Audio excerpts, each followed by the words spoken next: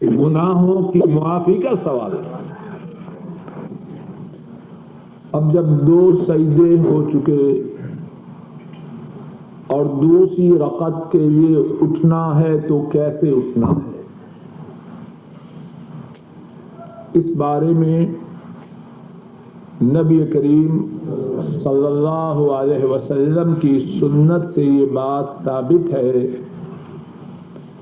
کہ جب دوسرے سجدے سے فارغ ہونا ہے تو اٹھنے سے پہلے بیٹھنا ہے۔ توجہ کیجیے، دوسرے سجدے سے فارغ ہو کے بیٹھنا ہے، اور کس طرح بیٹھنا ہے کہ جسم کے اعضاء اپنی اپنی جگہ پہ آ جائیں، اطمینان سے بیٹھنا ہے، اور پھر اس بیٹھنے کے بعد اٹھنا ہے۔ اس بیٹھنے کی دلیل کیا ہے؟ صحیح بخاری میں ہے، حضرت مالک بن حویرث رضی اللہ تعالی عنہ روایت کرتے ہیں، انہ رأى النبي صلى الله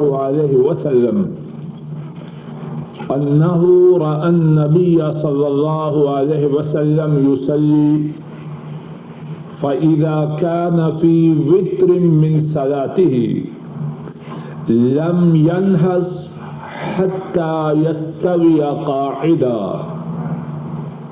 حضرت مالک بن حویرث رضی اللہ تعالی عنہ روایت کرتے ہیں، انہوں نے نبی کریم صلی اللہ علیہ وسلم کو نماز ادا کرتے ہوئے دیکھا۔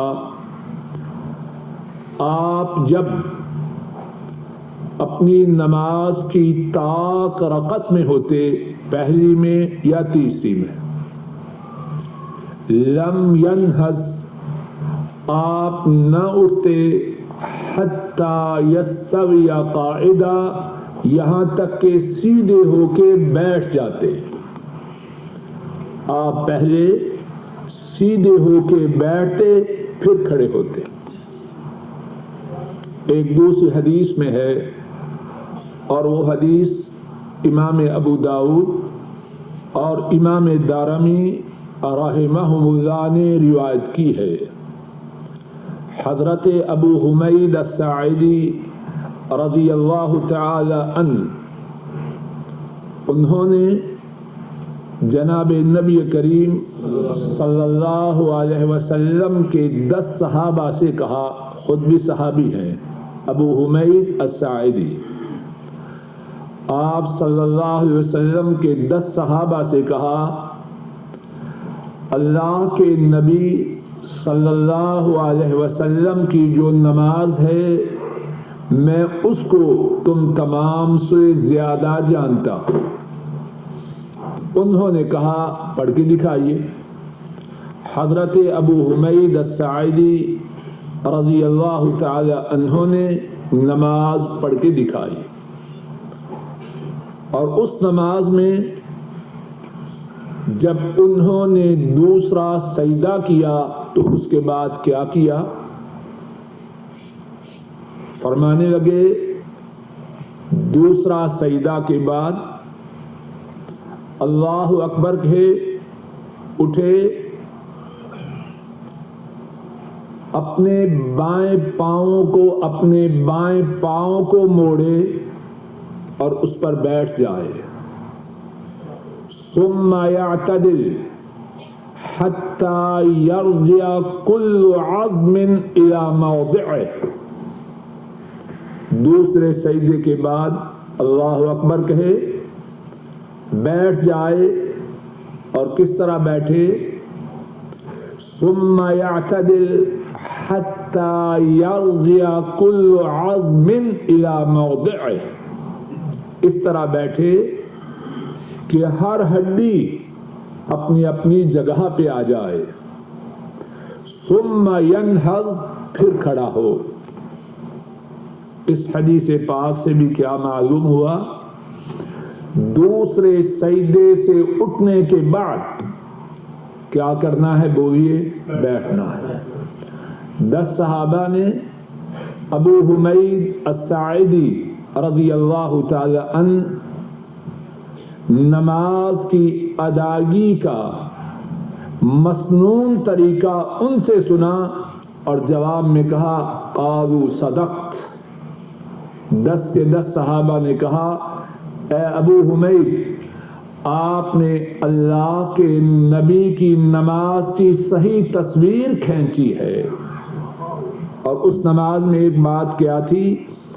2 سجدوں کے بعد بیٹھ کر پھر اٹھنا، اور اس کا نام ہے جلسہ استراحت۔ اور اس کی کیفیت یہ ہے، حویرث رضی اللہ تعالی عنہ ان کی بیان کردہ حدیث میں، جس کا ذکر صحیح بخاری میں ہے، اس سنت کا ذکر ہے، اور حضرت ابو حمید الساعدی رضی اللہ تعالی عنہ ان کی بیان کردہ حدیث میں، جس کا ذکر سنن ابی داؤد میں اور الدارمی میں ہے، اس میں بھی اس جلسہ کا ذکر ہے۔ اس جلسہ کے متعلق ایک اور بات یہ ہے،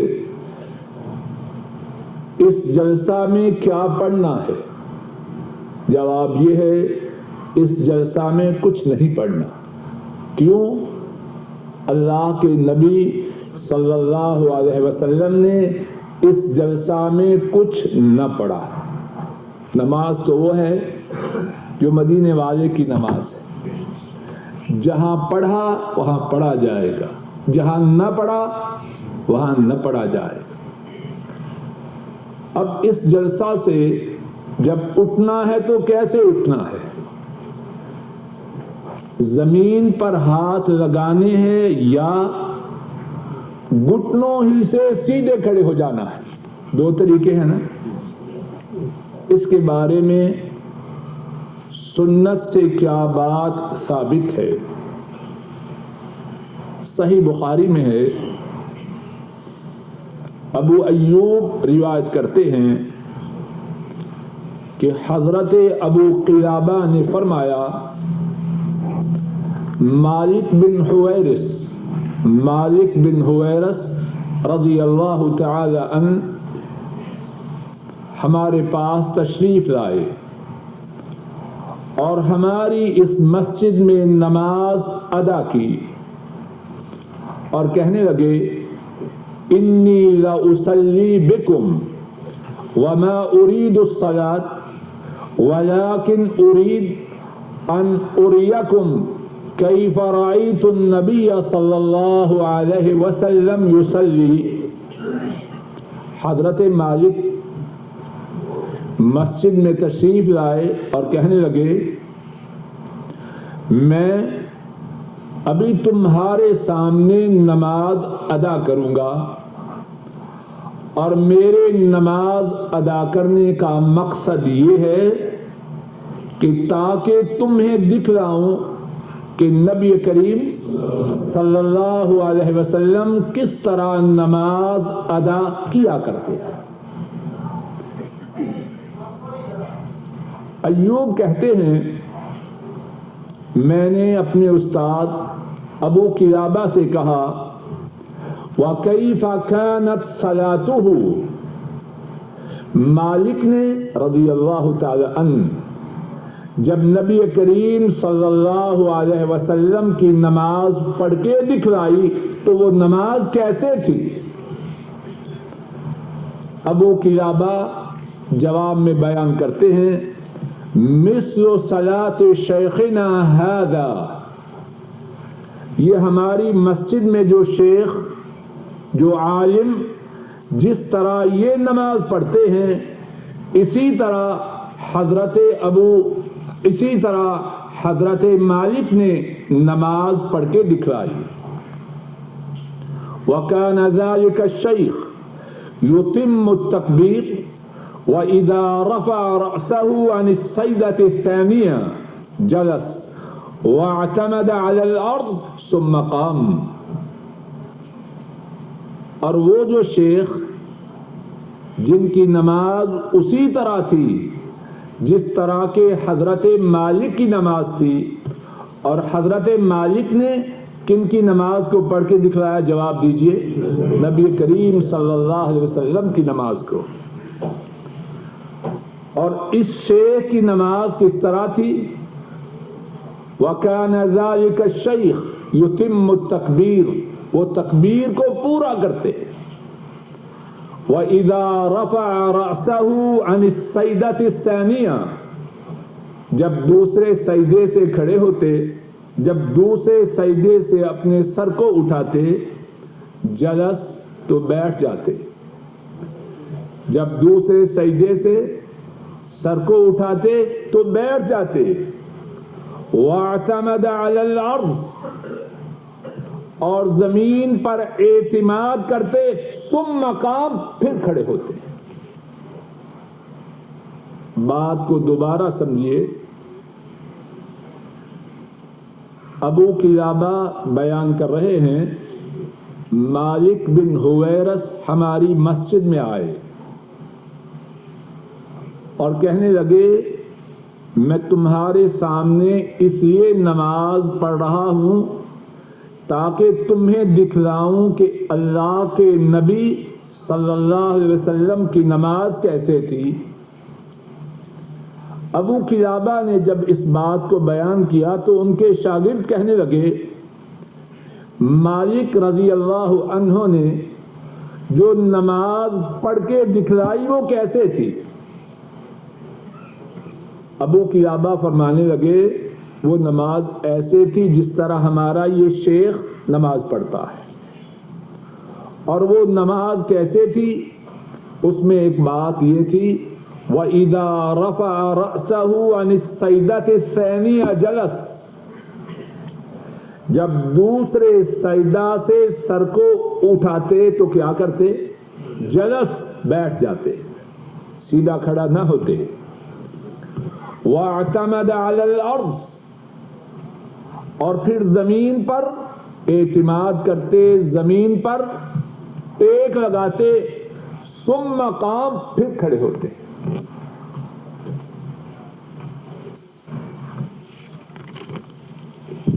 کان صلی اللہ علیہ وسلم یعجن فی صلاتہ یعتمد علی یدیہ اذا قام، نبی کریم صلی اللہ علیہ وسلم جب نماز میں بیٹھنے کی حالت سے کھڑے ہونے کی حالت میں منتقل ہوتے تو اپنے ہاتھوں کو اس طرح کرتے جس طرح کے آٹا گوندنے والے کرتے ہیں، اس طرح، اور اپنے ہاتھوں پہ سہارا رکھتے اور پھر کھڑے ہوتے، اس طرح ہاتھ زمین پر رکھتے اور ہاتھوں پہ ٹیک لگا کے اوپر کھڑے ہوتے۔ اب اس کے بعد جب دوسری رکعت کے لیے کھڑے ہونا ہے تو اس میں کیا پڑھنا ہے؟ دعائے استفتاح جو پہلی رکعت میں پڑھی جاتی ہے وہ دوسری رکعت میں نہیں پڑھنی۔ قرات کی ابتدا ہوگی سورہ الفاتحہ سے، اور سورہ الفاتحہ سے پہلے اعوذ باللہ من الشیطان الرجیم پڑھنا ہے یا نہیں، اس بارے میں علماء کی دو آراء ہیں۔ بعض نے فرمایا ہے کہ پڑھے، بعض کہتے ہیں نہیں نہ پڑھے۔ واللہ اعلم بالصواب۔ واضح طور پر اس بارے میں میرے علم حدیث میں کوئی بات نہیں آئی، اور شاید کہ انشاءاللہ پڑھ لے تب بھی ٹھیک ہے، نہ پڑھے تب بھی شاید کوئی جرم کی بات نہ ہو۔ واللہ اعلم بالصواب۔ اور پھر دوسری رکعت اسی طرح ہے جس طرح پہلی رکعت کا تفصیلی بیان اللہ کی توفیق سے ہو چکا ہے۔ اب جب دوسری رکعت پوری کرے، دوسری رکعت کا دوسرا سجدہ کرے تو اب کیا ہے؟ اب تشہد کے لیے بیٹھنا ہے، اور تشہد دو ہیں، ایک پہلا تشہد، ایک دوسرا تشہد۔ دونوں تشہدوں میں بیٹھنے کی کیفیت ایک دوسرے سے مختلف ہے۔ صحیح بخاری میں ہے، حضرت ابو حمید الساعدی رضی اللہ تعالی عنہ روایت کرتے ہیں، فَإِذَا جَلَسَ فِي الرَّكْعَتَيْنِ جَلَسَ عَلَى رِجْلِهِ الْيُسْرَى وَنَصَبَ الْيُمْنَى۔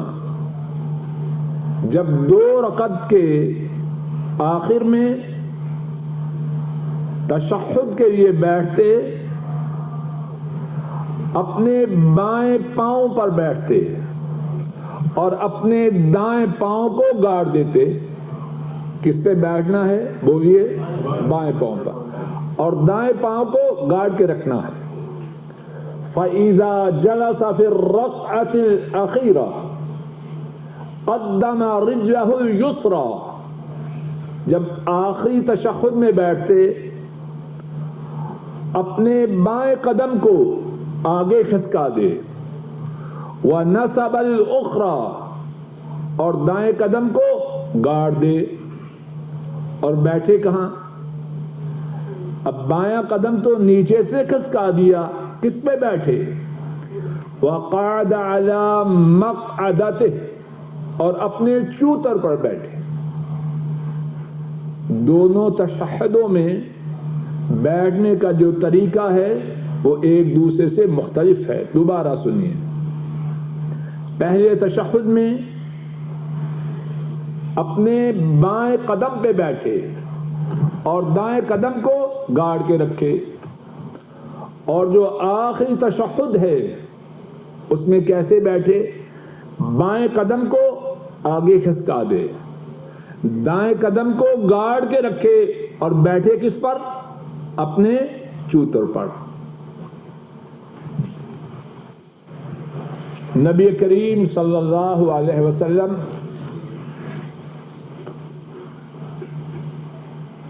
جب دو رکعت کے آخر میں تشہد کے لیے بیٹھتے تو اس میں التحیات پڑھتے، اور التحیات میں، اور جب التحیات پڑھتے تو اس سے پہلے کچھ نہ پڑھتے۔ پڑھنے کی ابتدا کس سے کرتے؟ التحیات سے۔ نبی کریم صلی اللہ علیہ وسلم نے تشہد میں پڑھنے کے لیے جو التحیات ہے اس کے ایک سے زیادہ اقسام کے الفاظ حضرات صحابہ کو سکھلائے، اور شاید کہ جو سب سے زیادہ مشہور تشہد ہے، شاید کہ جو سب سے زیادہ مشہور تشہد میں پڑھا جانے والا التحیات ہے وہ ہے جو عبداللہ ابن مسعود رضی اللہ تعالی عنہ کو جناب نبی کریم صلی اللہ علیہ وسلم نے خود سکھلایا۔ صحیح بخاری میں اور صحیح مسلم میں ہے، عبداللہ ابن مسعود رضی اللہ تعالی عنہ بیان کرتے ہیں، علمنی رسول اللہ صلی اللہ علیہ وسلم التشہد وکفی بین کفی کما یعلمنی السورۃ من القرآن۔ عبداللہ ابن مسعود فرماتے ہیں، رسول اللہ صلی اللہ علیہ وسلم نے مجھے تشہد سکھلایا، اور میری ہتھیلی آپ کی دونوں ہتھیلیوں کے درمیان تھی۔ عبداللہ ابن مسعود کی ہتھیلی کن کی دونوں ہتھیلیوں کے درمیان ہے؟ جناب نبی کریم صلی اللہ علیہ وسلم۔ کتنا سعادت مند ہے وہ کتنا خوش نصیب ہے وہ جس کی ہتھیلی پیار سے محبت سے اللہ کے نبی اپنے دونوں ہاتھوں میں لیں صلی اللہ علیہ وسلم. کتنی بڑی سعادت ہے. اور فرمایا کما یعلمنی السورۃ من القرآن، آپ نے مجھے اس طرح التحیات سکھلایا جس طرح کہ آپ مجھے قرآن کریم کی سورت سکھلایا کرتے.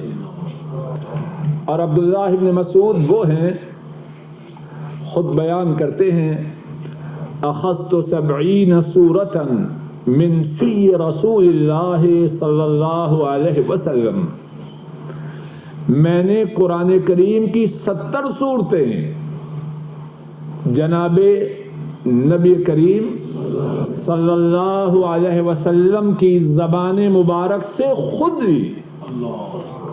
اور اسی لیے آپ نے فرمایا من اراد ان یقرأ القرآن غضا کما انزل فلیقرأ على قراءة ام ابن عبد فلیقرأ على قراءة ابن ام عبد او کما قال صلی اللہ علیہ وسلم. فرمایا جس نے قرآن کریم اسی طرح تر و تازہ حالت میں پڑھنا ہو جس طرح نازل ہوا تو وہ عبداللہ ابن مسعود کی قرات کے مطابق پڑھے. کتنی شان ہے عبداللہ ابن مسعود کی. تو فرماتے ہیں اللہ کے نبی صلی اللہ علیہ وسلم نے مجھے تشہد سکھلائی اور میری ہتھیلی آپ کی دونوں مبارک ہتھیلیوں کے درمیان تھی اور آپ نے تشہد اس طرح سکھلائی جس طرح کہ آپ مجھے قرآن کریم کی صورت سکھلایا کرتے تھے. اور کیا تھی وہ دعا؟ التحیات للہ والصلوات والطیبات السلام علیک ایھا النبی ورحمۃ اللہ وبرکاتہ السلام علینا وعلى عباد اللہ الصالحین اشہد ان لا الہ الا اللہ واشہد ان محمدا عبدہ ورسولہ. التحیات تمام زبانی عبادتیں، والصلوات تمام بدنی عبادتیں، والطیبات اور تمام مالی عبادتیں کس کے لیے ہیں؟ اللہ کے لیے. ہر قسم کی عبادتیں زبانی ہو، بدنی ہو، مالی ہو، اللہ کے لیے. السلام علیک ایھا النبی، اے نبی آپ پر سلام ہو. ورحمۃ اللہ وبرکاتہ، اور آپ پر اللہ کی رحمتیں اور برکتیں ہوں. السلام علینا وعلی عباد اللہ الصالحین، ہم پر سلام ہو اور اللہ کے نیک بندوں پر. اشہد ان لا الہ الا اللہ، میں گواہی دیتا ہوں اللہ کے سوا کوئی عبادت کے لائق نہیں. واشہد ان محمدا عبدہ ورسولہ، اور میں گواہی دیتا ہوں بے شک محمد صلی اللہ علیہ وسلم اللہ کے بندے اور اللہ کے رسول ہیں. یہ تشہد پڑھے. اور عبداللہ ابن مسعود فرماتے ہیں کہ جب تک نبی کریم صلی اللہ علیہ وسلم زندہ رہے ہم تشہد میں یہ پڑھتے رہے السلام علیک ایھا النبی، اور جب آپ فوت ہو گئے تو پھر ہم نے پڑھا السلام علی النبی، سلام ہو نبی پر. الفاظ صحیح بخاری کے یہ ہیں وَهُوَ بَيْنَ أَظْهُرِنَا فَلَمَّا قُبِضَ قُلْنَا السَّلَامُ عَلَى النَّبِيِّ جب تک آپ ہمارے درمیان زندہ موجود رہے ہم نے کیا پڑھا؟ السلام علیک ایھا النبی، اے نبی آپ پر سلام ہو. اور جب آپ اس دنیا سے رخصت ہوگے، فوت ہوگے، تو پھر ہم نے ایھا النبی کی بجائے کہا السلام علیک، السلام علی النبی، نبی پر سلام. یہ تشہد پڑھے اور اس کے بعد نبی کریم صلی اللہ علیہ وسلم پر درود پڑھے. حدیث شریف میں ہے کان النبی صلی اللہ علیہ وسلم یصلی علی نفسہ فی التشہد الاول وغیرہ. نبی کریم صلی اللہ علیہ وسلم پہلی تشہد میں اور اس کے بعد اپنے آپ پہ صلاۃ پڑھتے. پہلی تشہد میں بھی درود شریف پڑھا جائے کچھ حرج نہیں. اور درود شریف کس طرح پڑھے؟ لوگوں نے بہت سی اقسام کے درود بنا رکھے، پتہ نہیں کیا کیا نام ہے. نبی کریم صلی اللہ علیہ وسلم نے امت کو خود درود پاک کے الفاظ مبارکہ سکھلائے. صحیح بخاری میں ہے حضرت کعب بن عجرہ رضی اللہ تعالی عنہ وہ بیان کرتے ہیں سألنا رسول اللہ صلی اللہ علیہ وسلم فقلنا یا رسول اللہ کیف الصلاة علیکم اہل البیت فإن اللہ قد علمنا کیف نسلم علیک. اے اللہ کے رسول صلی اللہ علیہ وسلم آپ اہل بیت پر ہم درود کس طرح پڑھیں؟ سلام پڑھنے کا جو طریقہ ہے وہ تو اللہ نے ہمیں سکھلا دیا ہے. اب آپ بتلائیے کہ آپ کے اہل بیت پر کس طرح درود پڑھیں. آپ صلی اللہ علیہ وسلم نے فرمایا قولوا اللہم صلی علی محمد وعلی آل محمد کما صلیت علی ابراہیم وعلی آل ابراہیم انک حمید مجید. اللہم بارک علی محمد کما بارکت علی ابراہیم وعلی آل ابراہیم انک حمید مجید. آپ صلی اللہ علیہ وسلم نے یہ درود پاک اپنے صحابہ کو سکھلایا. اسی درود پاک کو پڑھے یا اور جو آپ صلی اللہ علیہ وسلم کی طرف سے صحابہ کو درود کے الفاظ سکھلائے گے وہ درود پاک پڑھے. اور اس کے بعد درود شریف پڑھنے کے بعد 4 چیزوں سے پناہ مانگے.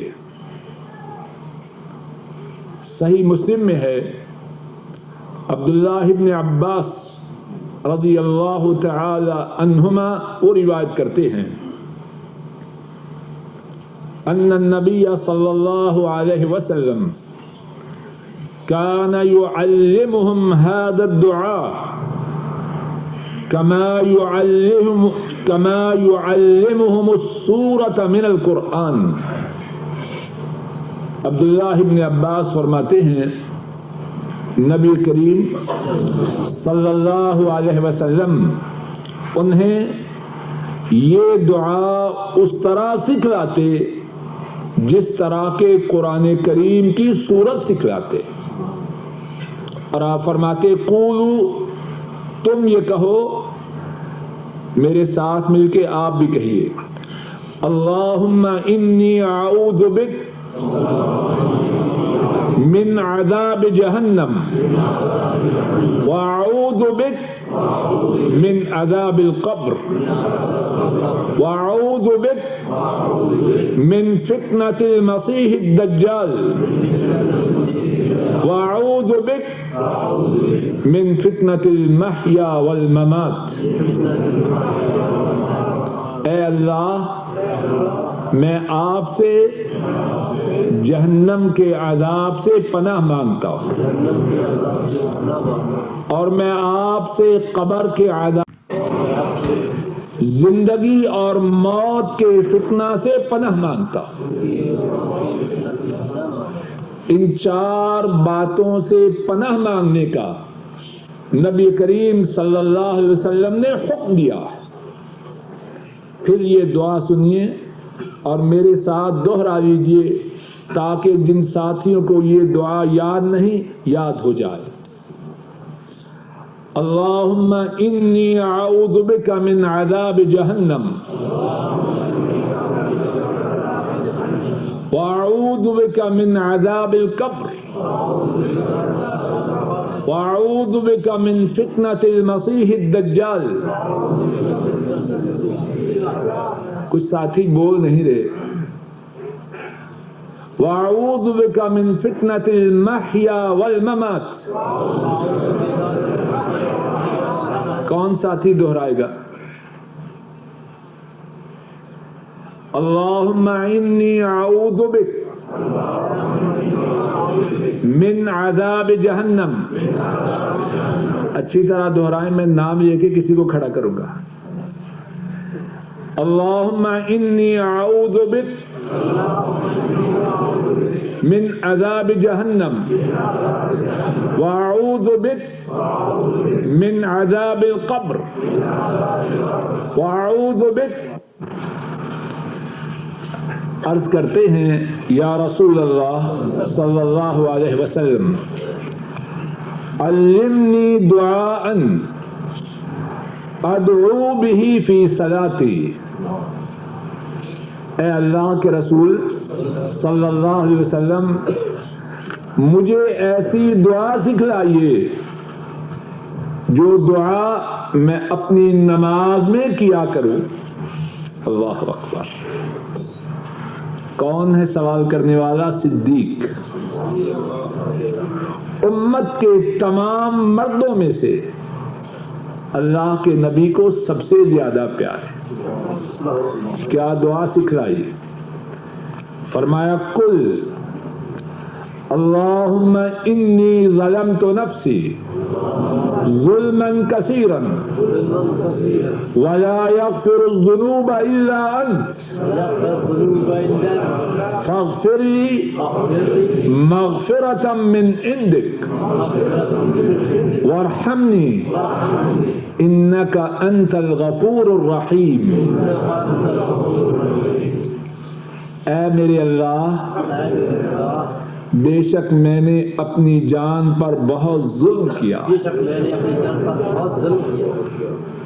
اور آپ کے سوا کوئی گناہوں کو معاف کرنے والا نہیں۔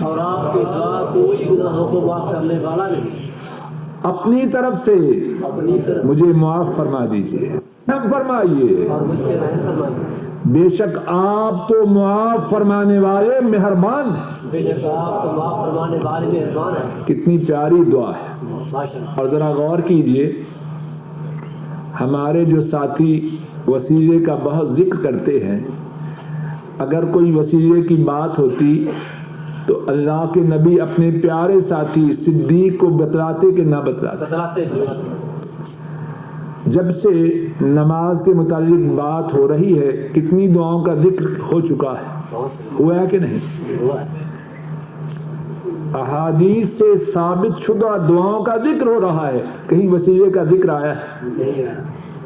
یہ بات لوگوں نے اپنی طرف سے بنا رکھی۔ اگر وسیلے والی بات ہوتی تو نماز میں اس کا ذکر ضرور ہوتا۔ اس کے علاوہ نبی کریم صلی اللہ علیہ وسلم سے درود شریف کے بعد بہت سی دعائیں کرنے کا ذکر آیا ہے. مسلمان ان دعاؤں کو یاد کرے اور سلام پھیرنے سے پہلے پہلے ان دعاؤں میں سے جتنی زیادہ دعائیں کر سکے وہ اللہ سے دعائیں کرے. یہ وقت دعا کی قبولیت کا وقت ہے. ہاں، دعا کرنے سے پہلے درود پاک ضرور پڑھے،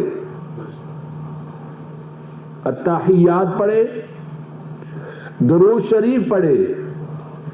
ان 4 باتوں سے پناہ مانگے جن کا ذکر ہوا ہے: عذاب جہنم سے، عذاب قبر سے، مسیح الدجال کے فتنہ سے، زندگی اور موت کے فتنے سے. پھر خوب دعائیں کرے. ایک حدیث میں ہے، امام ترمذی رحمہ اللہ روایت کرتے ہیں، عبداللہ ابن مسعود رضی اللہ تعالی عنہ وہ روایت کرتے ہیں، کنت اصلی والنبی صلی اللہ علیہ وسلم وابو بکر وعمر رضی اللہ تعالی عنہما معه. میں نماز پڑھ رہا تھا، نبی کریم صلی اللہ علیہ وسلم تشریف فرما تھے اور آپ کے پاس آپ کے ساتھ صدیق و فاروق تھے. فلما جلست بدأت بالثناء على الله عز وجل ثم الصلاة على النبي صلی اللہ علیہ وسلم ثم دعوت لنفسی. عبداللہ ابن مسعود فرماتے ہیں، جب میں بیٹھا نماز میں تو میں نے پہلے اللہ کی تعریف کی، پھر نبی کریم صلی اللہ علیہ وسلم پر درود پڑھا، پھر میں نے اپنے لیے دعا کی. آپ صلی اللہ علیہ وسلم نے فرمایا، سل تعطا، سل تعطا. اللہ سے سوال کر، جو سوال کرو گے اس سوال کو پورا کیا جائے گا. اللہ سے مانگو، جو مانگو گے دیے جاؤ گے. وقت ہے دعا کی قبولیت کا. درود شریف کے بعد اللہ سے خوب دعا کرے، اور جو شخص درود شریف نہ پڑھے اس کی نماز ناقص ہے، اس میں خلل ہے.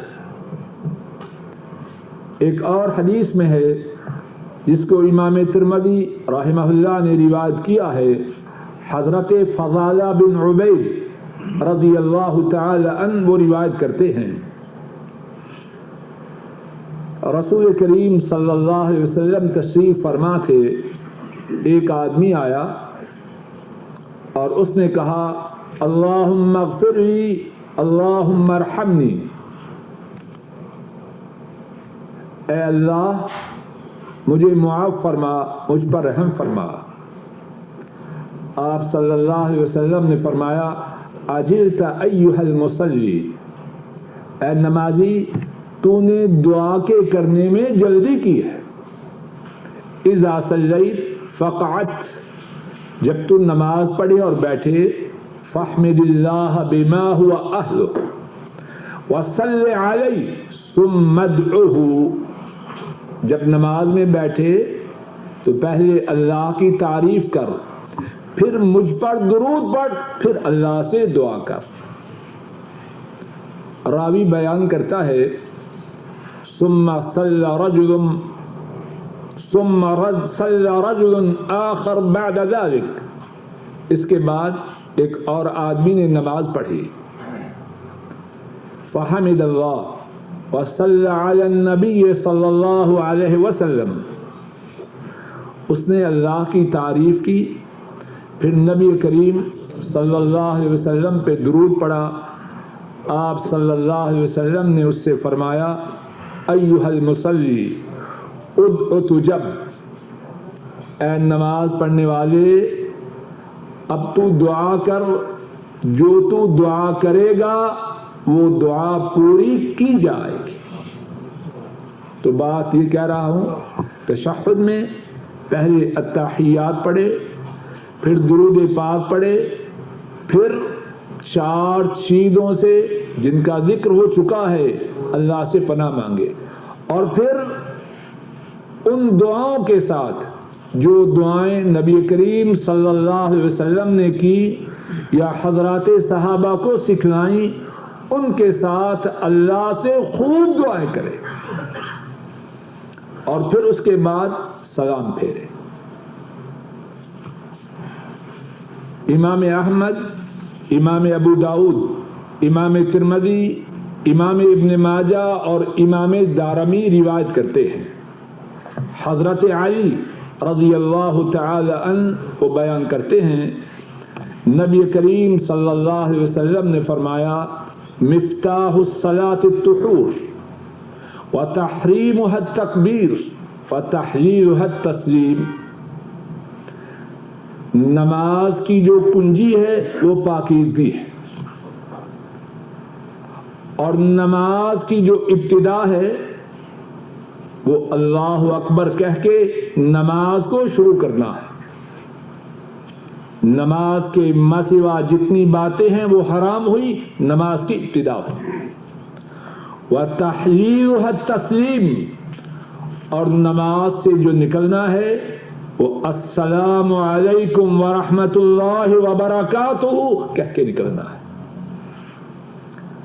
اور اگر السلام علیکم ورحمۃ اللہ کہا جائے تب بھی ٹھیک ہے۔ اس طرح ابتدا سے لے کر انتہا تک نماز ہے، اور پھر اس کے بعد نماز کے بعد کے اذکار ہیں۔ دعاؤں کے متعلق جو بات عرض کی ہے، اگر 4 باتوں سے جو پناہ مانگنا ہے اس سے پہلے دیگر دعائیں بھی کرے تب بھی حرج نہیں، لیکن اس بات کی کوشش کرے کہ ان 4 باتوں سے پناہ مانگنا تشہد میں نہ بھولے۔ اللہ مالک اپنے فضل و کرم سے کہنے والے کو اور سب سننے والوں کو نبی کریم صلی اللہ علیہ وسلم کے طریقہ مبارک کے مطابق نمازیں ادا کرنے کی توفیق عطا فرمائے۔ ہماری گزشتہ نمازوں میں جو غلطیاں، جو کوتاہیاں ہو چکی ہیں، اللہ ان کو معاف فرمائے، اور آئندہ ہمیں اس بات کی توفیق عطا فرمائے کہ ہماری ساری نمازیں جناب نبی کریم صلی اللہ علیہ وسلم کے جناب نبی کریم صلی اللہ علیہ وسلم کے طریقہ کے مطابق ہو۔ کہنے اور سننے میں جو غلطی ہوئی ہے اللہ اس کو معاف فرمائے، جو ٹھیک بات کہی اور سنی گئی ہے اللہ اس کو قبول فرمائے۔